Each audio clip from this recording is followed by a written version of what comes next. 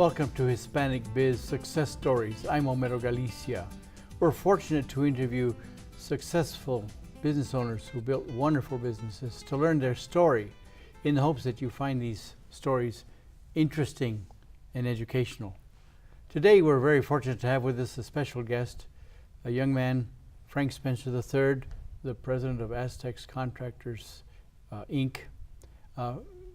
Mr. Spencer, thank you so much for taking time to let us talk to you and get your story. Thank you for having me. Appreciate that. Excited So, to be here. Aztecs Contractors, Inc., what is that? Aztec Contractors is a general contractor. We provide construction services on vertical and horizontal construction work for the federal government as well as commercial clients. What's vertical and horizontal? So anything from the ground up, if we're building going up, we're talking schools, commercial buildings, renovation projects, that would be considered your vertical construction. Anything horizontal would be your road work, road repair, bridges, highways. Okay. And how big is Aztecs Contractors? So Aztec is, we're a small business. We have 20 employees. Our revenues are anywhere from 15 to 20 million a year. How long have you been in business? This coming year will be 13 years, so we're just shy of 13 years. It's still a young business. Yes, sir. So, so let me ask you about, because I was fortunate to interview your mother and father who own a company called FXSA. Yes, sir. They're engineers. That's right? correct. And surveyors. And surveys. A wonderful interview. But you went off on your own and started your own business. Let me ask again your background. Where were you from? So I was born and raised in Pecos, a small town east of El Paso. I lived in Pecos till I was 16 years old, and my father sent me to New Mexico Military Institute. And so I always have to do the caveat. It wasn't because I was a problem kid, it was because he always emphasized education. And so I made a deal with him that I would go one semester to New Mexico Military Institute, and if I liked it, I would stay, and if I didn't, I could come home. So was that as a freshman? Actually, I was a junior. Okay. So you spent 2 years there. 2 years at the Institute. And where is NMI? New Mexico Military Institute, which we also know, we call it NMMI, is in Roswell, New Mexico. Okay. So what was that experience like? I tell people that the experiences that I had at New Mexico Military Institute have been part of the foundation that to this day I live my life by, I run my business by, along with like the principles and morals that my parents taught me. At the Institute, we were caught in this sort of world, if you will, that we were confined to this institute. We went to school. I met people from all different races and cultures and religions that I probably wouldn't have been exposed to if I stayed in Pecos. So the environment that we were in put us in different circumstances, and we found ourselves in different scenarios that we had to work out, and at a pretty young age. So we lived through some experiences that, for example, not only did we have to go to school, but we had to prepare our uniform. We had to make sure our shoes were shined, our brass was signed, our room was made, our bed was made, our shirts, socks, everything that we had in our little foot locker had to be a certain size. So when you take those kinds of things and then you put them into your daily life of being a student, I was also an athlete at the Institute, it makes for a pretty chaotic time. And so time management was one of them, discipline, respect, camaraderie, the team type environment, working as a unit.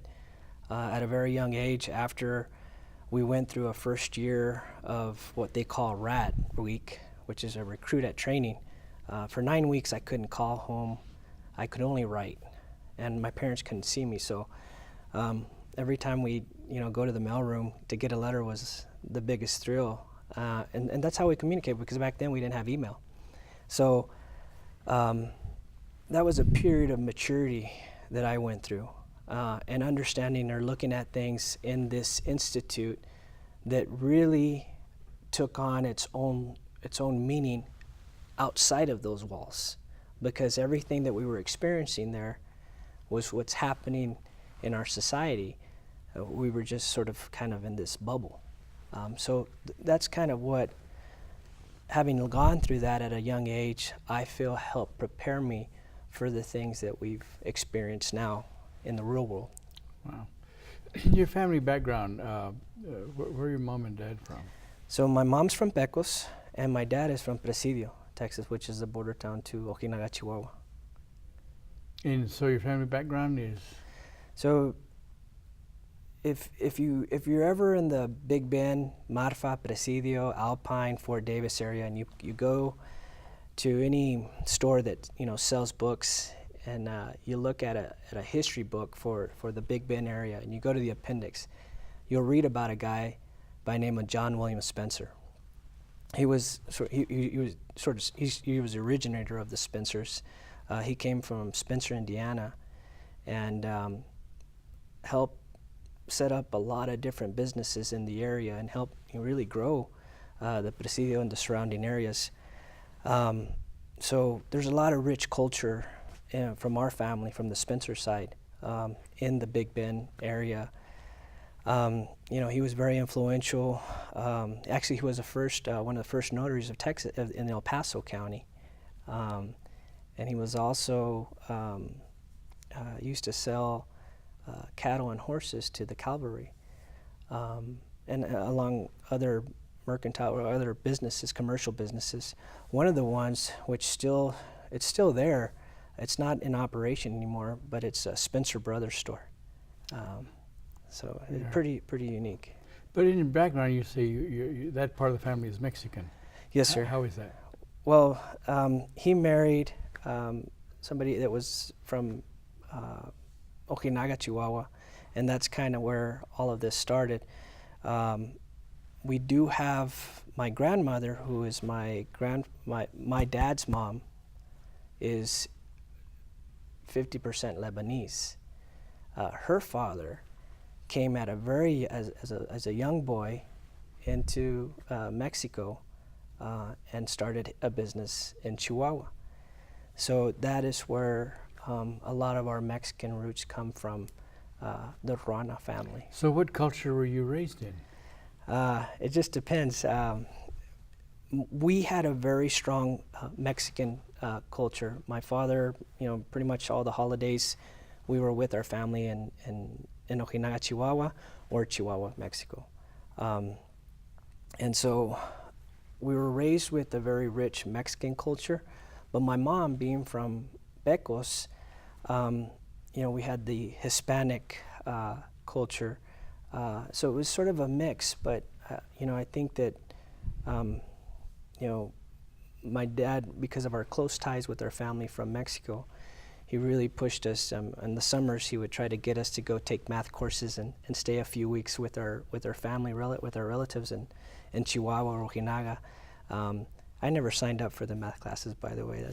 But I think my sister did take advantage of going and taking some courses there. And so I'd say that the Mexican culture was very, very strong. So you and grew present. up speaking Spanish? We grew up speaking both, Spanish, and then as we started to get into school, it was a little bit of both, and actually, or more English, because again, we were being taught English. But at the Institute at NIMI is where there was a huge presence of Mexican that attended the school. And so it was just, I kind of gravitated to the Mexicans, and it actually helped me to continue to practice the Spanish. That's interesting. Yeah. I've never been to Presidio. Of course, my family, my grandmother comes from that area, from Fort Layton, Yep. and Shafter. I need to go down and visit. Yes. But your mother being from Pecos, Mexican American Mhm. in Pecos, how many brothers and sisters do you have? I have, there's three. I have an oldest sister, Monique, who lives in San Antonio, and my youngest sister, Rebecca, who lives here in El Paso. She worked with the Public Defender's Office. And so as you're growing up, what was growing up in Pecos like? It's a small community, and everybody knew everybody, and we did a lot of things outside. A lot of things have changed now, so we made the best of what we were given. We were out there playing in the fields, going out in the country. Growing up there, my family was huge on the outdoors, hunting, fishing. So I got to experience a lot of that. Respect for nature, leaving it like the way you found it. So to me, living or being from Pecos, and being from a small community really also had a way of shaping and forming me as to who I am today. Of course, your parents were professionals. Yes, sir. So that was a different status for you. But after NMMI, you went on to college. Well, what was your sport at NMMI? So at the Institute, I played football. What position? I was a quarterback. Ah. I was a quarterback. And that's another thing that has been very fundamental in how I run my business. A lot of the discipline, a lot of that unit, the team, accountability. Everybody has a role. To this day, that's exactly what we're talking about, on a daily basis. So, have a lot of respect for the sport and what it taught me, and the individuals that I met because of that. I actually got to play and represent the United States in Australia. Really? It was an all-star team, and so I was able to play up there. That was a great experience. I was 18 years old at the time, and it was a big deal. Was that pre-college after? Yes, sir. That was pre-college. I did get some Division II scholarships, but I decided to stick to academics. Probably one of my biggest regrets at that age was that I didn't try. I should have at least got it out of my system, because there's not a day that doesn't go by that I don't think about what would have changed had I played. Not that I would be playing for an NFL team, but it's been always very competitive. So once I decided not to play, I ended up graduating from or attending Texas A&M University. My father graduated from Texas A&M, and in our household it was always like a big fight. Who was going to be the first one to attend Texas A&M? And I'm proud to say I was the first one. Shortly thereafter, actually my senior year, my sister joined me, so we actually got to room together. So that was a cool experience. So we have 3 Aggies in the family. Okay. We have several other family members that went to A&M, but immediate family. And your older sister, where'd she go? My oldest sister ended up graduating from Incarnate Word University. Yeah. Okay. And so, what was your major in college? So I was an English major with a minor in sociology. What did you want to do? So in the summers, when I'd come home from school, my uncle, Joe Spencer, who's an attorney here in El Paso, would let me work there for him, and I was a runner.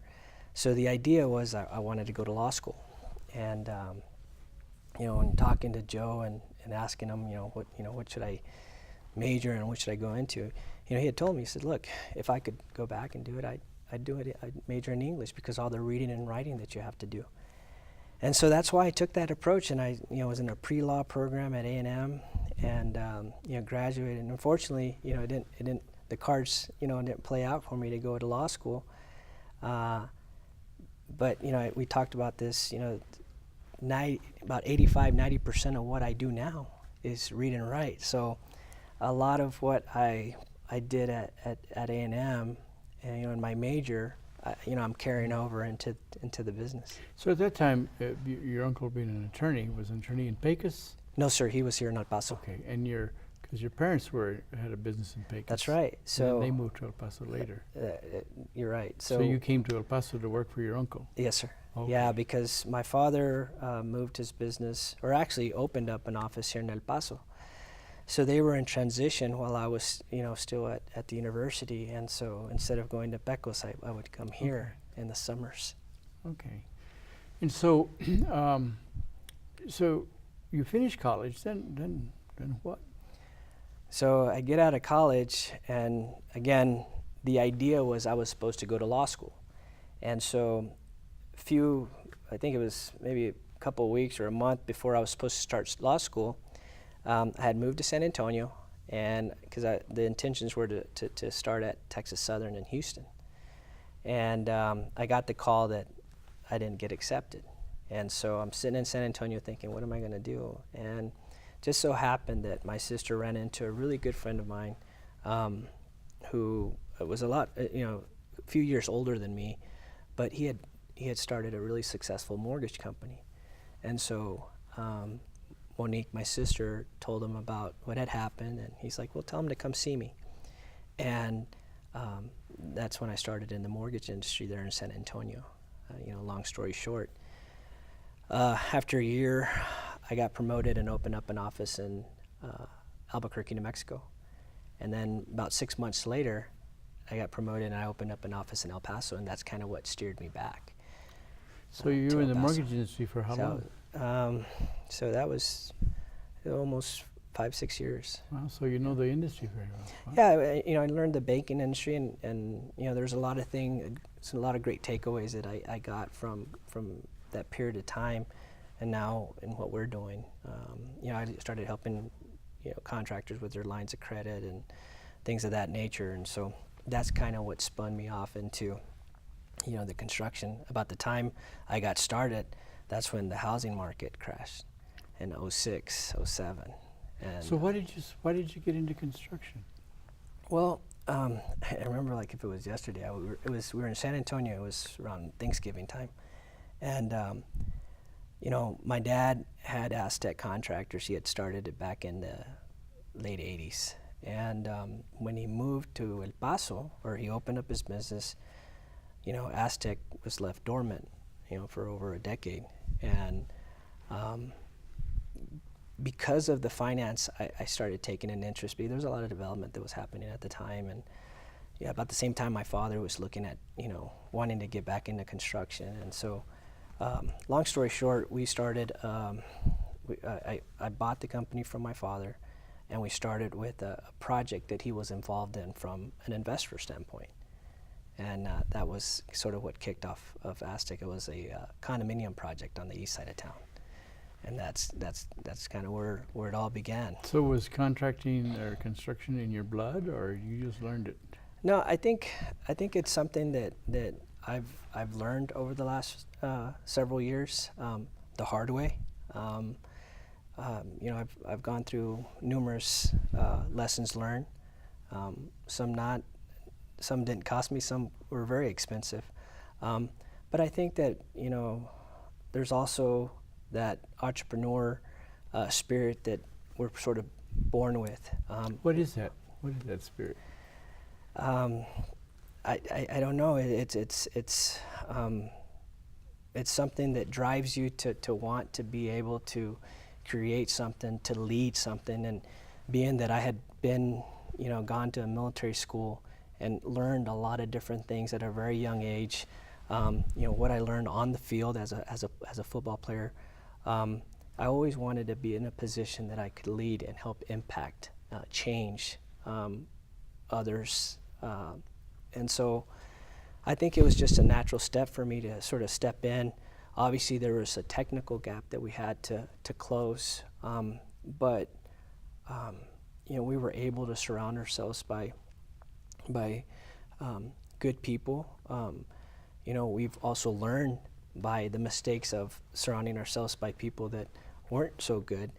So it's just a combination. It's a give and take. It's a balance that I've had over the last, going 13 years now, to kind of find our place.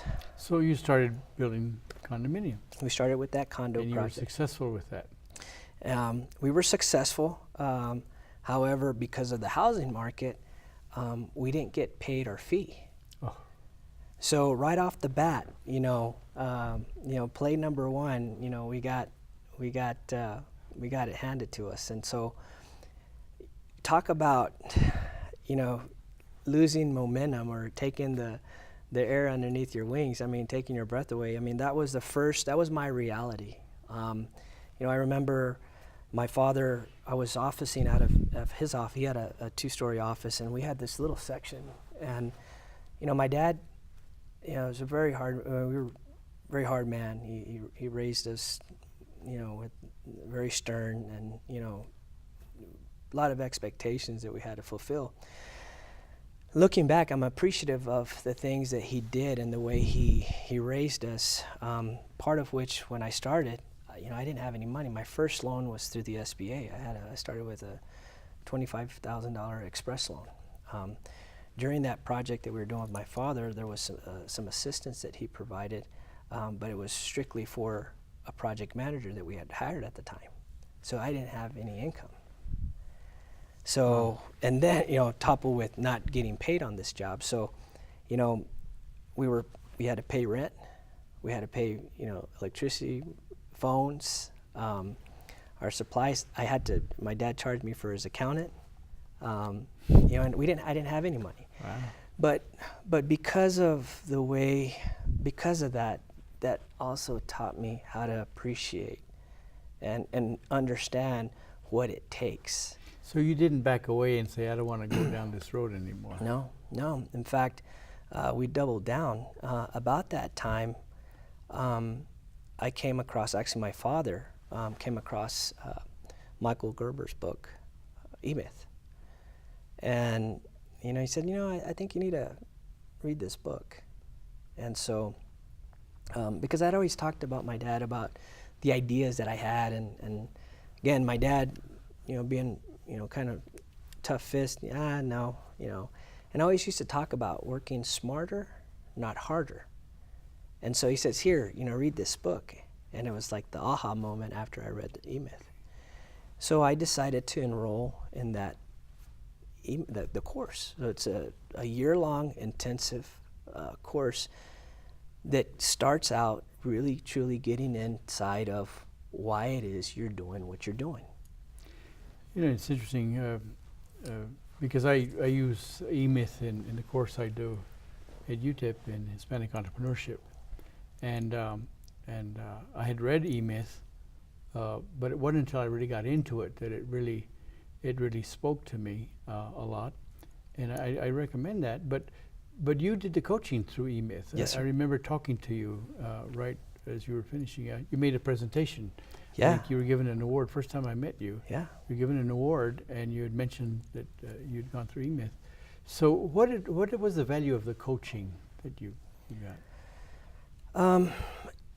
If anything, it was a sounding board, because remember, I'm starting in an industry that I had never experienced. I never had the luxury of working for a construction company.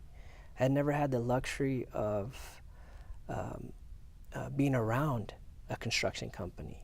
My father was running full-time with his engineering and surveying business, and there just wasn't a lot of time. And then going back to that entrepreneur spirit, that again, wanting to create something, what now I refer to the game worth playing, and that is the essence of E-Myth.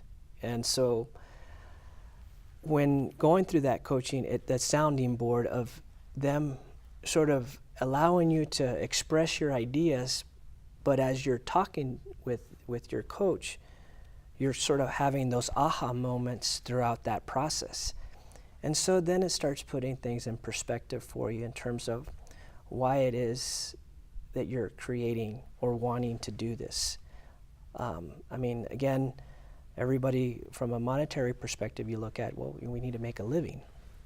I had completely, I was at the very bottom. I didn't have any money to pay myself, and so you're looking at, I need to have that end result of, I need to make a living.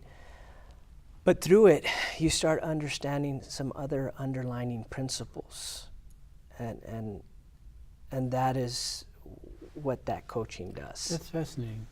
It's through E-Myth and then through teaching that course that I came to terms with what I want to do the rest of my life, which is business coaching. Mm-hmm. And I am a business coach, and I use those principles and try to grow Exactly, as you say, you're that sounding board Mm. to hear your thoughts. So you go through that process. What was your next project? So shortly thereafter, it was very difficult for us to continue to do any type of condominium developments, or I didn't have any money, so I didn't own any lots, so I couldn't build homes. So that's when I first found out what a performance and payment bond was. The housing authority had some projects there in the Alamito area, and then they had them on the east side.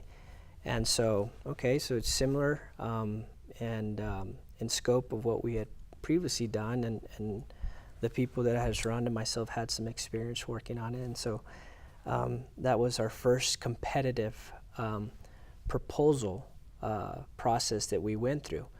And we went through 2 different RFPs and bids, and finally on the third one, we landed our first competitive seal bid project, and that is the 14 homes Alamito and close to downtown El Paso.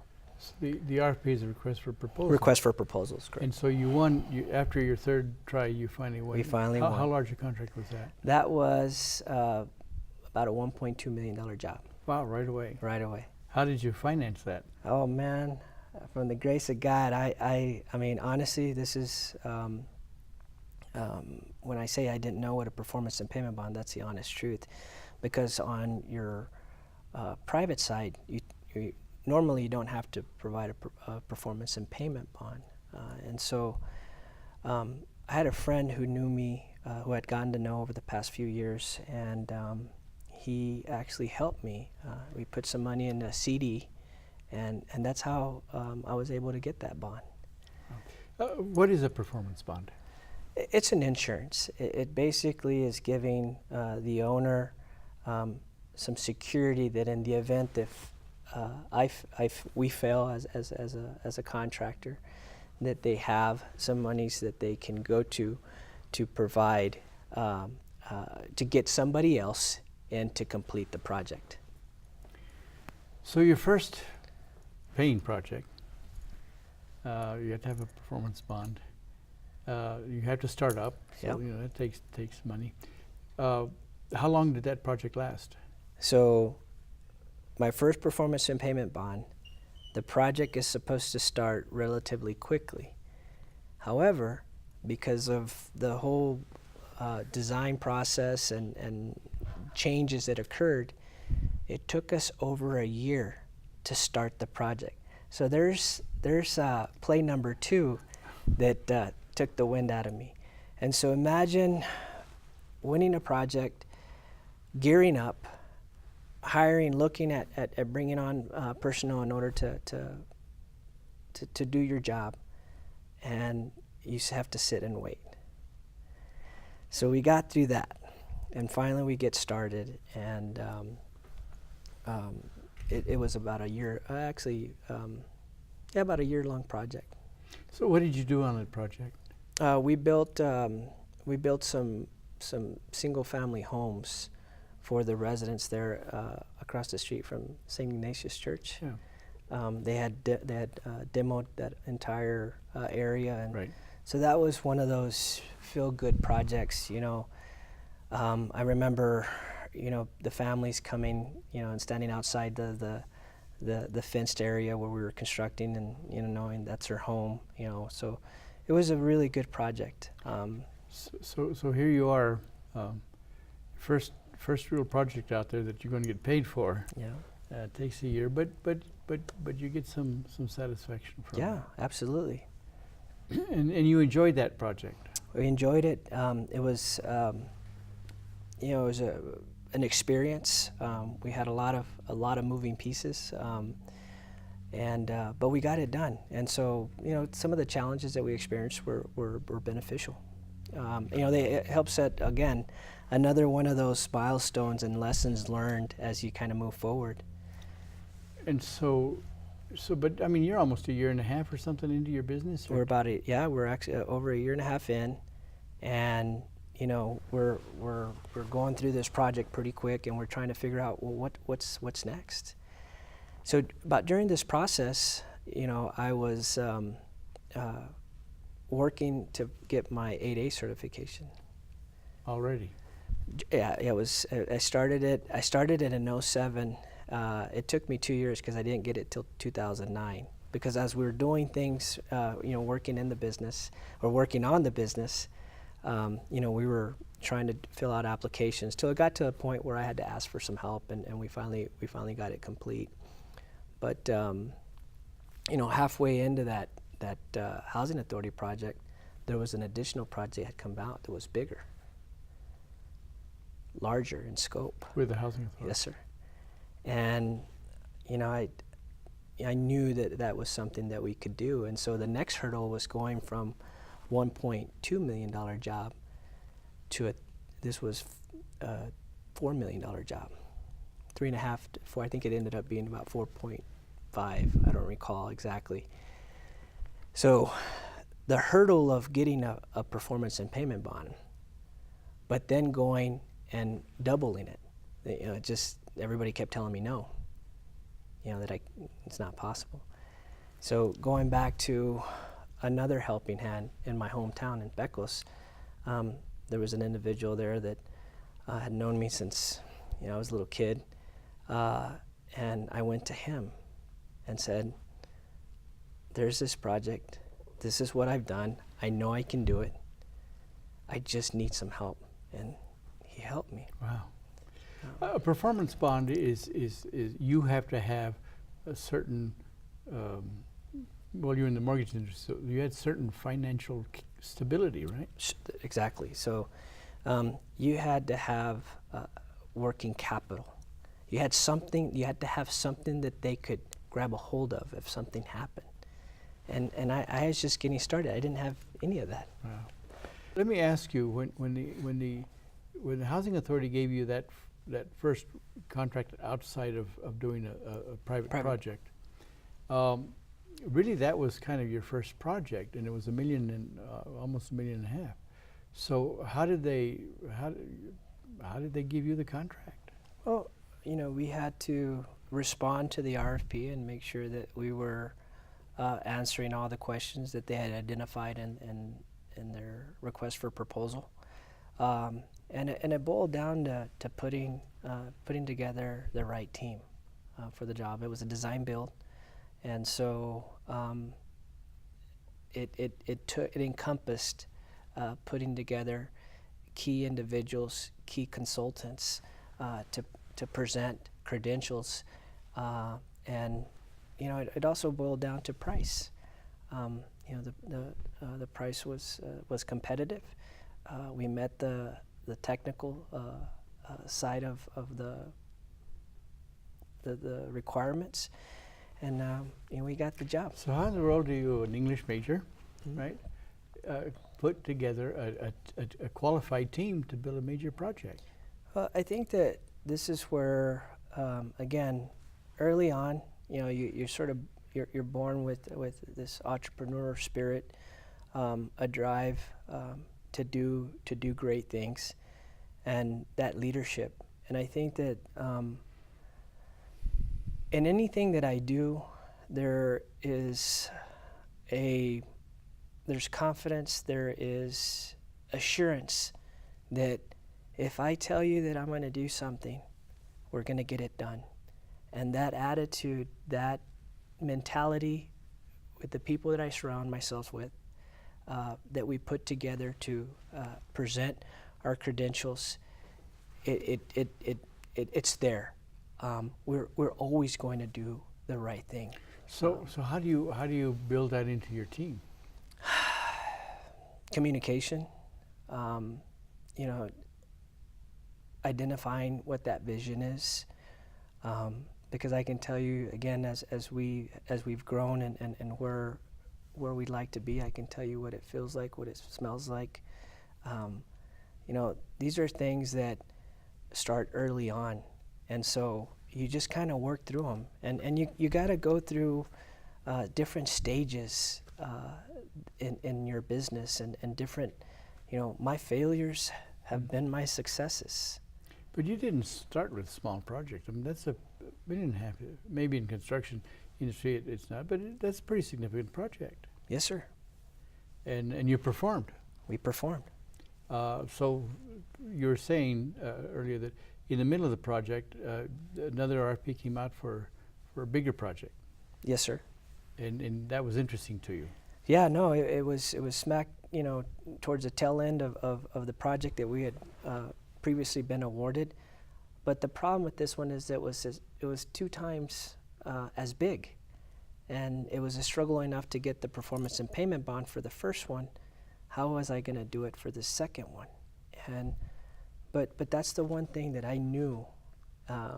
My team was confident. I was confident that we could do this job. So for us, it wasn't a far stretch. It was a far stretch based on paper and how our bonding company or surety was looking at us. So that is where I reached out to a close friend of the families that had known me since I was growing up in Pecos, for again assistance, and he did. And granted, nothing was given. There was a price for putting up this money, so that was another hurdle. But I think it says a lot. That so is that like a personal loan? Yes, sir. Again, from the standpoint of, I had a lot of risks. So did they. But they had confidence. But they had confidence in me, and that's just where I told you. Like I said earlier, if I say that we're going to do something, if I commit to you that we're going to finish a job, or that we can do a job, we will get it done. I truly think that there's certain standards. The bar, is at a certain level that there's a commitment that I wake up with and I sleep with, and that's to ensure that my family, my team, and the people that we service get what we told them we were going to give them. So as you submit your RFP for that, and you had to have the performance bond before you submit your response, did you win that contract? Yes. And how large was that one? That was, I think it ended up being about $4.5 million. And what was that? Where was that? With the housing, there was some apartments. Okay. Yeah. And so how long did that project take? That was, I believe, right at a year. Okay. It was a difficult project. It was there in Alamito, very confined area. And we had to build, I think it was 58 multifamily units and a very small tract of land. A lot of moving parts, a lot of coordination.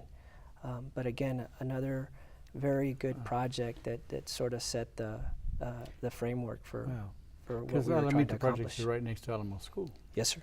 Wow, they're off of 2nd Street. Yeah, Tays. Yeah. And so at the same now you're telling me you were looking at the 8A, the SBA 8A program, right? Which is a minority-based program. Yes, sir. And you did apply.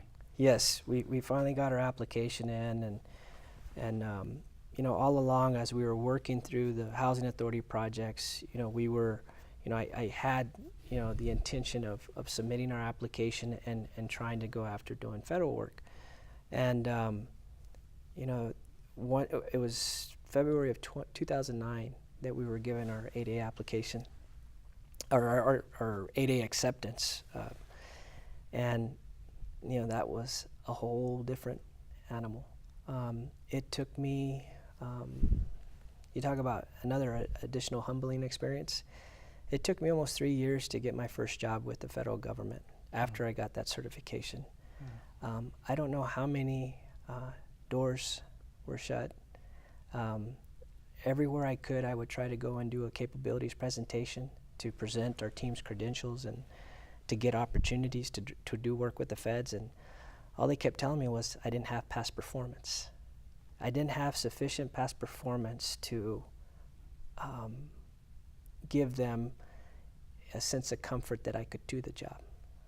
And I kept going back, and finally, late 2011, we were awarded an IDIQ, but it kind of it was a process before we actually basically did the work. Those aren't easy to get. No, An they're not. IDIQ is indefinite delivery, indefinite quantity. That's correct. So it's not a certain amount. It's up to a certain amount, but whatever they need, they call Right. you for a little piece Right. here. A little And piece all that happens is that they awarded it to 2 other contractors, so it was 3. So again, you lessen the competition, more opportunities. But our first job that we had done was with GSA. So I remember, and this was an expense that I was incurring, going to Fort Worth, going to Albuquerque, going to Denver, going to different areas to get in front of contracting officers, contracting specialists, small business liaisons, to give a background on Aztec. And so I remember Kevin Mack was the contracting specialist officer, and I had gone a few times to do capabilities presentations, and again, same story, no past performance. So it was this one time he called and he said, "Frank, are you ready?" And I said, "Yeah." He said, "I'm going to send you a request for proposal." So I opened up my email, and here's this request for proposal. And this is sole source, meaning that we're not going to compete with anybody else. As long as our price is fair and reasonable for our owner or client, they'll give us the job. So I open it up, and the first thing I look at, it says Homestead, Florida. So I call the contracting officer up, and I said, "Kevin," I said, "yeah, it must be a mistake." I said, "This is in Homestead, Florida." He's like, "Yeah, you told me that you were ready to do a job." I said, "But I'm from El Paso, Texas." He's like, "Yeah, just let me know if you can't do it, and that's fine." So I said, "Let me call you back." So I got with my team, and we looked at it, and not only was it in Homestead, Florida, but it was about a $43,000 job. So here I am, my first opportunity in Homestead, Florida, for a $43,000 job. I don't know a soul in Florida. Called them back and said, "We're going to take the job." Long story short, we finished the job. We didn't make any money, but we didn't lose money. About 6 months later, they gave me a job twice that size here, actually just down the street at the Viscount office. Oh, okay. For CBP. Yeah. For customs. Mm-hmm. Yeah. So that's kind of how I got into So that's federal how you started contracting. building your performance. That started building my performance, doing federal work. So it was a couple of other projects like that, and again, a lot of hard knocks during that process. And then probably one of the biggest projects that we were awarded that I'm most proud of was the job order contract here on Fort Bliss. And that was awarded to us in 2013. So after so many years of trying to do, since 2009 to 2013, trying to do work with the feds and being told that you don't have past performance, we were awarded a job order contract for 3 years as a sole contract holder to do all of the construction, rehabilitation, and maintenance of all facilities and structures on Fort Bliss. What kind of size of project is that? Again, as they advertised it, it was, I believe, $24 million over 3 years. However, so averaging, about, $8 million a year, we didn't do that much in work, but nonetheless,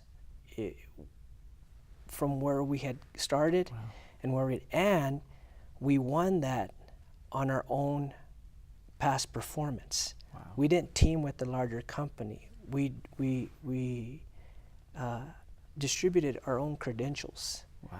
To go after that project. And that was one that I was real proud of, because I think it had been like 10 or 12 years since another local contractor had won it. So you didn't team with anybody? No. This was all by you? No, and that was with the Corps of Engineers. Wow. So to me, when I was getting into federal contracting, I always told myself the epitome of doing federal contract work is when you do work with the Corps of Engineers. Really? Wow. If I remember from my father, he started with the Corps of Engineers when he got out of school. And they have a very stringent process. So I was very proud, to have gotten that job. So here you are now. 8A is an 9 year 9 year. process, and you're starting getting federal contracts and nice big ones. You're building your team stronger, and what did you learn in? Well, where are you now with 8A? So we're in our last year of the 8A program, and the 8A program is a business development program. And now as I'm exiting the program, you know, when I go and I make my rounds to all of our different clients all over the country, I'm letting them know that, in my opinion, Aztec and the way that we've gone through this program is the way the program's intended to work. It is a true business development program that allows you to go through processes and opportunities so that you can play at the same level as the large businesses. Yeah, but you were willing to go through that process. Yeah, absolutely. Because 8A doesn't work for everybody. No. There are those that struggle to like I did at the beginning, to get a first job or to even do work with the government. And then there's those that sometimes abuse the program. Yeah. And so, I think that one, we weren't willing to ride on anybody's shirt tail. We wanted to get in and do things the right way. We used those experiences and those projects and to build our portfolio. Well, and the key is performance. Yes, sir. Satisfactory performance. Absolutely. And so that's something. So what is your strength? What is your own personal strength in building that business? I have to say the leadership. I trust, anybody who comes, I trust them 110%. I hold people accountable, hold myself accountable. And I'm constantly working with my team, trying to, first I need them to understand what the vision is. Where are we headed? What is this, where is this thing supposed to feel like? What are we supposed to be doing? And once you plant that seed and you truly get your team to understand the why, that to me is probably, because in this process, not everybody has understood the why. I've been challenged. At times, I even find myself questioning the why. So you have a vision for the company. Yes, sir. And you have a project vision too. That's correct. Wow. So, and you communicate that. And you communicate that. So people know the end from the beginning. That's correct. That's the idea. And it's not always that easy. So with 8A, what total kinds of projects? What's your total? We've done work. We've done over $24 million worth of work for the Navy out of we have a San Marcos office in San Marcos, California. Mm. We have a regional contract with the Navy where we do all of the tree maintenance. We did a design build project, a barrack project out in Warner Springs, California. We've done work in Florida, done work in New Mexico, Army, Navy, GSA, Homeland Security, Department of Homeland Security, Air Force. We're doing a really unique project right now out at Holloman Air Force Base. And I like to think that it's one of those projects that's outside the box. It's a fire training facility. I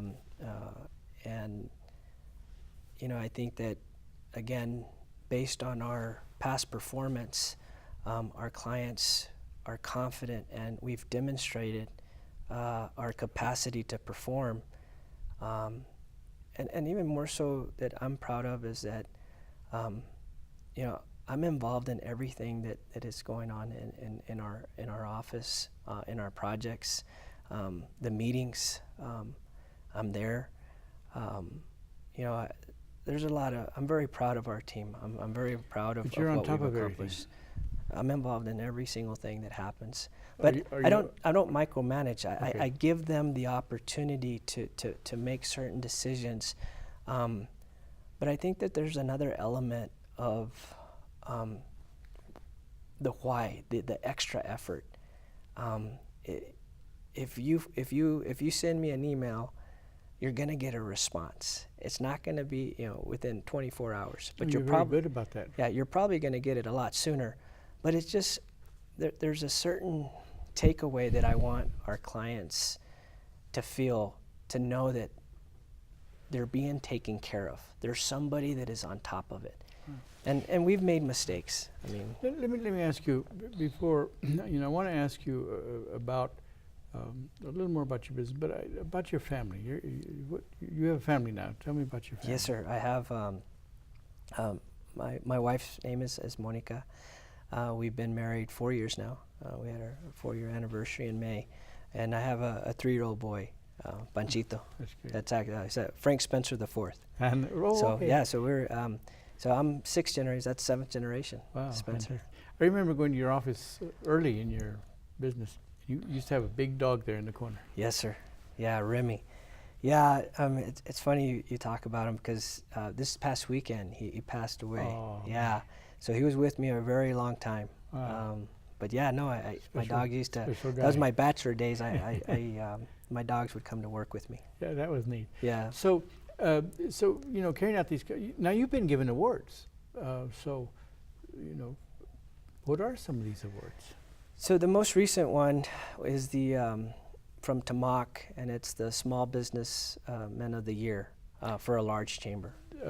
So TAMAC is Texas Association of Mexican Americans Chambers of Commerce, and you awarded the outstanding business for the statewide award. Yes, sir. The Small Business Men of the Year for the. Yes, sir. Thank you. That was just a couple of weeks ago. That was a couple of weeks ago. We actually went to San Marcos, Texas, to receive the award. We were there along with our local Hispanic chamber, Cindy Ramos Davison and her team. El Paso Water got an award. There was 2 other El Paso companies that received awards as well. So it was a great night for El Paso. We had some great representation, and the Hispanic Chamber walked away with some outstanding awards, well deserved. That's great. And you also have local awards? Yes, sir. We 2018 we were Contractor of the Year through the MBDA, and again, I don't remember quite the years, but we've gotten Contractor of the Year, Future 15 Business. There's been a couple of other ones I don't recall. Well, are you part of the Triunfadores? I'm also the Jóvenes Empresarios. I was a part of that program. Yes, okay. Sir. Because you're under 40. Yes, sir. Well, actually, right on the line. Right. Well, you're a young entrepreneur, and what's the future of your business now? Well, there's not a doubt in my mind that Aztec is going to be a premier contractor in our community. I think that we've made a tremendous amount of progress over the last 13 years. Again, we talked about getting started doing some housing authority work, and then our federal work, which was a good portion of our business. Now we're doing school work, and I'm very proud to be a part of the bond monies that have been passed, and the work that's being done at all the different facilities. You got a project with the community college? Yes, sir. We got our first project with El Paso Community College. It's the Northwest Campus. They're on Trans Mountain, and I mean I can't express. Are you getting some other public school projects? We're doing Parkland High School. Oh, you are doing Parkland? Yes, sir. How big a project is that? Parkland is at $5.4 million. Okay. So we're doing the Parkland. It's a renovation project. So we're expanding, and I think it shows a lot on how we've progressed.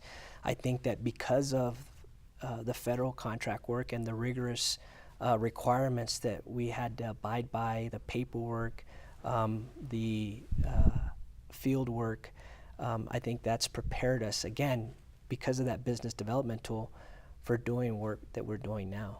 So you're not afraid of paperwork, you're not afraid of meeting requirements, you're not afraid of putting team together. You've gone through all of those hoops, and you've learned. We embrace that. We welcome that. You know, I think the other takeaway too of doing government contract work is that we started seeing other contractors not as competition, but as opportunities. I think there's a tremendous amount of, there's a void there that I feel we need to do better of working together to go after some of these projects, because you know, And there's you're a lot not of afraid work. of mentoring people. No, Good. no. I mean, that to me, that's probably the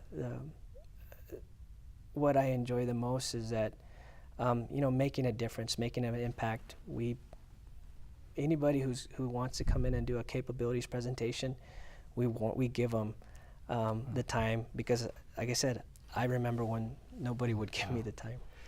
Well, Mr. Frank Spencer III, I really appreciate your telling your story. A fascinating story. And for a relatively young business, 13 years, you've made some huge progress. Quite a story, something to be proud of, and we really appreciate you sharing your story. We thank you for watching and ask you to stay tuned for Hispanic Biz success stories. Thanks for staying with us. Have a good day. Thank you. Yeah, that was great. Thank you. Appreciate it. Thanks for the opportunity.